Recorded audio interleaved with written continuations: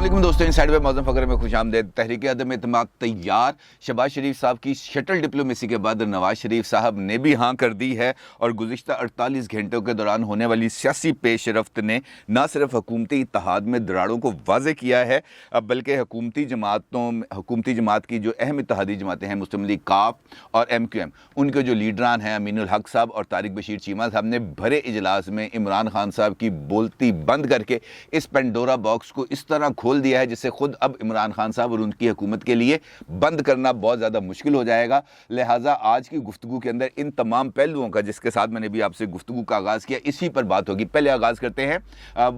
वज़ीर आज़म इमरान खान की ज़ेर सदारत होने वाले मुश्तरका पार्लिमानी पार्टी के इजलास की, जहाँ पर हुकूमत को सुबकी का सामना करना पड़ा, बल्कि यहाँ तक हुआ कि इमरान खान साहब ने अपनी इत्तेहादी जमातों को ये कह कर कल यानी आज जो सुबह 11 बजे पार्लियामेंट का मुश्तरका इजलास होना था, जिसके बारे में मैंने आपको कल ही बता दिया था कि आज ये इजलास नहीं होगा, तो उसके अंदर इमरान खान साहब का ये कहना था कि ये एक जहाद है और इस जहाद के अंदर जो हमारी इत्तेहादी जमातें हैं वो उसको अपनी लड़ाई समझ के लड़ें और इस जहाद के अंदर शरीक हों ताकि पाकिस्तान को धांधली के एक फरसूदा निज़ाम से निजात मिल सके। लेकिन वहाँ पर मौजूद इत्तेहादी जमातों ने इमरान खान साहब के इस मौक़िफ़ को, उनकी तकरीर के फ़ौरी बाद जब क्वेश्चन आंसर्स का सेशन हुआ, जब तमाम इत्तेहादी जमातों से इस बारे में गुफ्तगू हुई, तो वहाँ पर इत्तेहादी जमातों ने हैरान कुन तौर पर एक ही मौक़िफ़ इख्तियार किया और उनका मौक़िफ़ ये था, मुस्लिम लीग काफ का भी और MQM के भी, कि जनाब आपने हमें at the nick of the time ये कह रहे हैं कि हमने जाना है पार्लियामेंट के मुश्तरका इजलास में और जाकर वहाँ पर हमने इंतखाबी इस्लाहात के हवाले से जो वोट है वो देना है, लेकिन हम एक सियासी जमात हैं और सियासी जमातों के लिए अपनी कायदीन से मशवरा, अपनी जो सेंट्रल एग्जीक्यूटिव कमेटी है या राब्ता कमेटी है उससे मशवरा बहुत ज़्यादा ज़रूरी होता है। लिहाजा अगर आपने कल ही ये इजलास बुलाना है तो उसके लिए फिर हमारी तरफ से माजरत है। आप अगर ये कानून साजी कर सकते हैं तो कर लें। और इस मौक़िफ़ के सामने आने के बाद वो जो जिहाद का ऐलान किया गया था वो 2 घंटे के अंदर अंदर वापस ले लिया गया। और दिलचस्प बात ये है कि इमरान खान साहब की ज़ेर सदारत होने वाले इत्तेहादियों के इस इजलास ने बहुत सारे सवालात उठा दी हैं और अब इमरान खान साहब के लिए आगे बढ़ना बहुत ज़्यादा मुश्किल हो रहा है। सिर्फ एक नुक्ते पर अगर हम गौर करें तो हमारे पास सारी पिक्चर बड़ी क्लैरिटी के साथ क्लियर हो जाती है कि तब्दीली कहाँ आई। हुकूमत भी वही है जो 3 साल से है, इत्तेहादी भी वही हैं जो गुज़िश्ता 3 साल से हुकूमत का हिस्सा हैं, हर मामले में साथ देते रहे। अब अचानक पार्लियामेंट के मुश्तरका इजलास से चंद घंटे कबल इत्तेहादी जमातों को अचानक ऐसा कौन सा सदमा पहुंचा कि उन्होंने इमरान खान साहब की हुकूमत से थोड़ी सी फासला इख्तियार करने की भी कोशिश की और दूरी भी इख्तियार की और वाज़े तौर पर इमरान खान साहब को भरे इजलास में बेनक़्त की सुना दी और बोलती भी बंद कर दी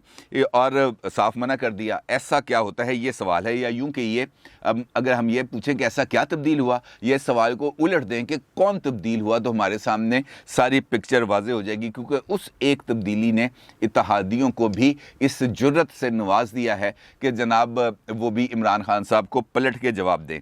और ये इसी का इजहार किया शाहिद खाकान अब्बासी ने कल टेलीविज़न के एक टॉक शो में, और उसमें उनका ये कहना था कि पहले ऐसे होता था कि अपोजिशन जमातों को फ़ोन आते थे कि जनाब कल इजलास है और आपके बंदों ने वहाँ पर आना है या नहीं आना, बाइकआउट करना है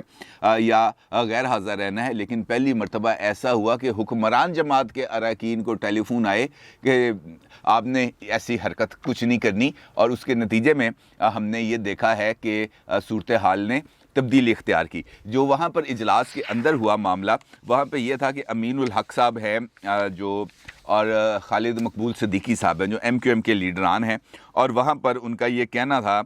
इस जॉइंट सेशन से पहले जो पार्लियामेंट की पार्लिमानी कमेटी का मुश्तरका इजलास था कि जनाब आपको हमने गुज़िश्ता 3 फेडरल कैबिनेट्स की मीटिंग के अंदर कहा कि हमें ये जो आप मशीन इस्तेमाल करना चाहते हैं, कम से कम आप हमें इसकी ज़ियारत ही करा दें और हमें इस अरसे के दौरान एक मरतबा भी उस मशीन को देखने, मशीन को ऑपरेट करने, उसके निज़ाम को समझने के वाले से किसी किस्म की कोई ब्रीफिंग नहीं दी गई। अब आज जब ये इत्तेहादी जमातों का आपने इजलास बुलाया है, इससे 2 घंटे कबल हमें ये ब्रीफिंग दी गई, तो अब आप ये बताएं कि हम किस तरीके से फ़ौरी तौर पर अपनी राब्ता कमेटी का इजलास बुला के وہاں پر یہ ساری صورتحال رکھ کے اور اس کے بعد ان سے منظوری لے سکتے ہیں، یہ ہمارے لیے ممکن نہیں ہے، لہٰذا اس معاملے میں ہماری طرف سے معذرت قبول کریں۔ طارق بشیر چیمہ صاحب جو مسلم لیگ کاف کے سینئر رہنما ہیں، وہ تو اس سے بھی 2 ہاتھ آگے چلے گئے۔ انہوں نے کہا کہ مونس سلائی نے وزیر اعظم کو بتا دیا تھا کہ ایسی ووٹنگ مشین کی حمایت کیسے کر سکتے ہیں جو دیکھی نہیں، اور ساتھ ساتھ انہوں نے یہ کہا کہ بھائی ایسی کون سی آگ بجھانی ہے، کون سی پولیس پیچھے لگی ہے جو ایک ہی دن کے اندر 40 بلز کو منظور کرانا ہے، اور یقینی طور پر اگر یہ بلز ایسے ہی منظور ہوں گے تو پھر ہمارے لیے پاسبل نہیں ہوگا، کیونکہ ہم نے بھی مشاورت نہیں کی، ہم نے اپنی نہ سینئر لیڈرشپ کو بتایا ہے، نہ ہم نے اپنی سینٹرل ایگزیکٹو کمیٹی کو بلایا ہے۔ ہماری طرف سے اس معاملے پر معذرت ہی قبول فرمائیں، کیونکہ اس سے زیادہ آگے ہم نہیں چل سکتے، کیونکہ جو طریقہ کار آپ نے اپنایا ہے اور آپ کی حکومت نے اپنایا ہے، اس طریقہ کار کے تحت یہ نظام آگے نہیں چل سکتا۔ اب اس پیش رفت کے بعد یقینی طور پر اس سے پہلے بھی کچھ پیش رفت ہوئی ہیں، اور وہ خاص طور پر ایک جملہ میں آپ کے سامنے دوبارہ رکھوں گا، جو قومی سلامتی کمیٹی کی جو پارلیمنٹ کی میٹنگ ہوئی تھی، اس کے اندر کہا گیا تھا کہ پرائم منسٹر دوست نہیں باس ہیں، اور جب باس ہیں تو پھر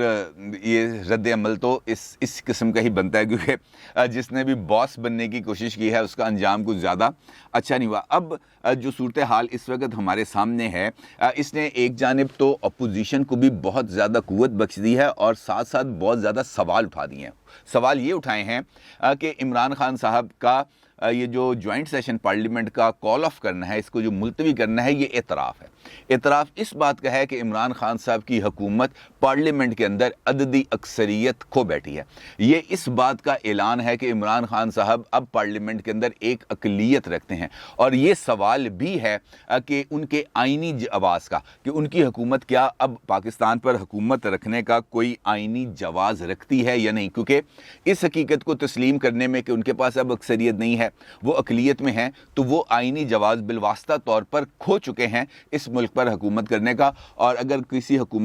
کسی حکمران کے پاس آئینی جواز ختم ہو جائے، اس کے پاس اکثریت ختم ہو جائے، تو پھر اس کے لیے آبرومندانہ راستہ یہی ہوتا ہے کہ وہ اپنے نظام کو لپیٹے اور حکومت سے الگ ہو جائے، اور اپوزیشن کو دعوت دے کہ جناب آپ آئیں اور آ کے حکومت بنائیں۔ لیکن ایسا ہوگا نہیں، ایسا ہوگا اس وجہ سے نہیں کہ حکومت کے جو معاون خصوصی ہیں شہباز گل صاحب، ان کی طرف سے ایک ٹویٹ سامنے آیا ہے، اور اس ٹویٹ کے اندر ایک جگہ تو انہوں نے اپوزیشن کے اوپر شدید تنقید کی ہے، لیکن جو اس ٹویٹ کا آخری حصہ ہے وہ سب سے زیادہ امپورٹنٹ ہے۔ آخری حصہ یہ ہے کہ عمران خان نے اب ہر ایک مافیا کے خلاف، یہ جو ہر ایک مافیا، جو ہر کا لفظ اور ایک کا لفظ استعمال کیا اور اس کے ساتھ اس کو مافیا سے جوڑا، یہ بڑا معنی خیز ہے۔ انہوں نے کہا کہ عمران خان اب ہر ایک مافیا کے خلاف لڑے گا، اور عمران خان اب کھل کر کھیلے گا۔ یہ جو ان کا کلوزنگ ریمارکس ہیں اس ٹویٹ پہ، جو آپ اپنی سکرین پہ بھی دیکھ رہے ہیں، یہ واضح کرتا ہے کہ یہ اشارہ کس طرف ہے، اور عمران خان صاحب اب کون سی جنگ لڑنے کی تیاری کر رہے ہیں،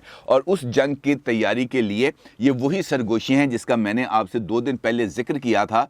کہ پارلیمنٹ کی جو راہداریاں ہیں وہاں پر اس قسم کی کچھ سرگوشیاں کی جا رہی ہیں۔ پی ٹی آئی کے سینئر لیڈرز، اب عمران خان صاحب کی کیبنٹ کے وزراء یہ بات کہتے ہوئے نظر آ رہے ہیں کہ ہم عمران خان صاحب کو سمجھانے کی بہت کوشش کر رہے ہیں، لیکن وہ نہیں مان رہے، وہ بم کو لات مارنے پر تلے ہوئے ہیں۔ وہ نواز شریف بننا چاہتے ہیں، لیکن نواز شریف بننے کی ان کے اندر کیپیسٹی نہیں ہے، کیونکہ نواز شریف کے پاس تو ایک پولیٹیکل ایکیومنٹ تھا بہت زیادہ، ان کے پاس ایک سپیس تھی بہت زیادہ، ان کے پاس لوگوں کی ایک بہت بڑی تعداد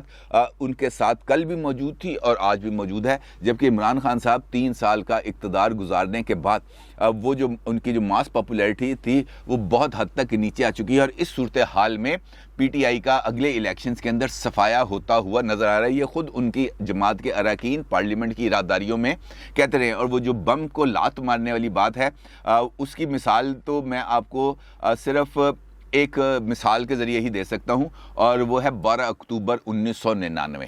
جب نواز شریف صاحب کی حکومت تھی اور انہوں نے ایک فیصلہ کیا تھا، اور اس فیصلے کے نتیجے میں پاکستان کے اندر جو جمہوری دور تھا اس کا اختتام ہوا تھا، اور پرویز مشرف صاحب چیف ایگزیکٹو بن کر آ گئے تھے، اور جو راہداریوں کے اندر جو گفتگو ہو رہی ہے اس میں بھی اسی سمت کی طرف کوئی نہ کوئی اشارے اب پنہاں ہیں۔ اب دیکھنا یہ ہے کہ کیا یہ اشارے واقع طور پر درست ہیں۔ اب جب ہم نے دیکھا، جب اپوزیشن نے دیکھا، اور یہ یہاں پر یہ ذکر کرنا بھی میں ضروری سمجھتا ہوں کہ گزشتہ 3-4 دن میں اپوزیشن، خاص طور پر وہ اپوزیشن جو پارلیمنٹ میں ہے، اس کی جو اتحاد نے جس طریقے سے ایک مومنٹم کو بلڈ کیا، اور خاص طور پر وہ جو مورل اتھارٹی سامنے آئی جب انہوں نے ایک بل کو منظور کرایا اور ایک بل کو مسترد کرایا نیشنل اسمبلی میں اقلیت میں ہونے کے باوجود، تو اس سے ثابت ہوتا ہے کہ ہواؤں نے اپنے رخ کو نہ صرف تبدیل کر لیا ہے بلکہ پسند اور ناپسند کا معیار بھی بدل چکا ہے۔ اور اس کے اندر شہباز شریف صاحب کی شٹل ڈپلومیسی نے بہت زیادہ امپورٹنٹ رول پلے کیا ہے، کیونکہ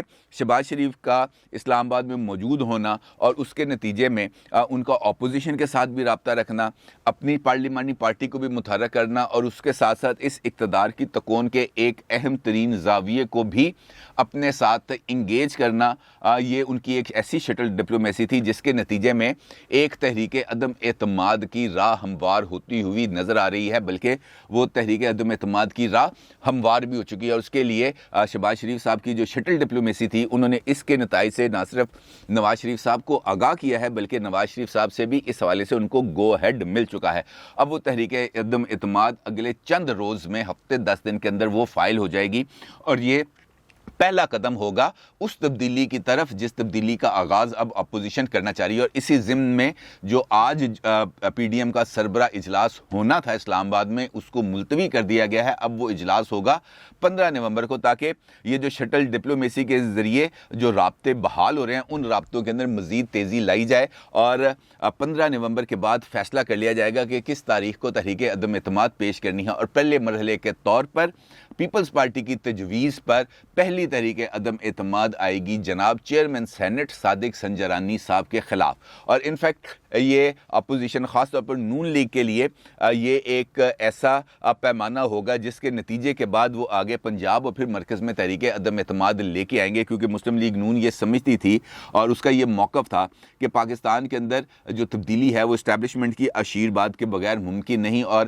وہ اسٹیبلشمنٹ ہی تھی جس نے صادق سنجرانی صاحب کو اقلیت میں ہونے کے باوجود ان کو چیئرمین سینٹ منتخب کرایا۔ لہٰذا اگر تحریک عدم اعتماد لانی ہے تو سب سے پہلے صادق سنجرانی صاحب سے ہی اس عمل کا آغاز ہونا چاہیے، جس پر پیپلز پارٹی نے رضامندی کا اظہار کر دیا ہے۔ اور اب صادق سنجرانی صاحب کے خلاف تحریک عدم اعتماد کے حوالے سے نہ صرف صلاح و مشورے مکمل ہو چکے ہیں بلکہ 15 نومبر کو پی ڈی ایم کے اجلاس میں اس حوالے سے بحث مباحثہ کرنے کے بعد اب پارلیمنٹ میں موجود اپوزیشن جماعتوں کو گو ہیڈ دے دیا جائے گا، اور پھر صادق سنجرانی صاحب کے خلاف تحریک عدم اعتماد کو پیش کر دیا جائے گا۔ اور اپوزیشن چونکہ سینٹ کے اندر اکثریت رکھتی ہے، مجموعی طور پر ان کے پاس 64 اراکین اسمبلی موجود ہیں، اور وہ بڑے آرام سے اگر کسی قسم کا کوئی دباؤ استعمال نہ کیا جائے تو وہ بہت آرام سے اپنی یہ جو فتح ہے اس کو نہ صرف کیپچر کر سکتے ہیں بلکہ اس کے بعد پنجاب کے اندر بھی تحریک عدم اعتماد کا ڈول ڈالا جا سکتا ہے۔ اور اس ضمن میں رانا ثناء اللہ صاحب کے ساتھ جو گفتگو ہوئی ہے،